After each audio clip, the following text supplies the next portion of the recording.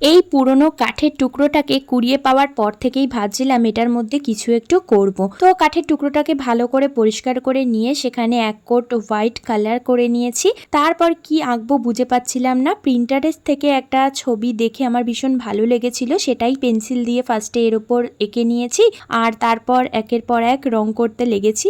মানে এই জিনিসটা যে কেন বানাচ্ছি আমি নিজেও জানি না। আমি তোমাদের সাথে কি শেয়ার করব, ফার্স্ট ভেবেছিলাম এই ভিডিওটা শেয়ার করারই দরকার নেই, কারণ এতে কি ভয়েস দেবো আমার সত্যিই মাথায় আসছিল না। তারপর ভাবলাম যে আমার ইউটিউব চ্যানেল আর ফেসবুক পেজে অনেক দিন হয়ে গেছে কোনো রকম ভিডিওই আমি পোস্ট করি না, তো এই ভিডিওটা দিয়েই আবার নতুন করে সবটা শুরু করা যাক। অ্যাকচুয়ালি এতদিন ভিডিও করতে পারিনি কারণ আমি যে স্ট্যান্ডটা দিয়ে ভিডিও করতাম সেটা ভেঙে গেছিল, আর তাছাড়াও আরও অন্যান্য অনেক সুবিধা অসুবিধা ছিল। তো এখন সেগুলো সবই মিটে গেছে।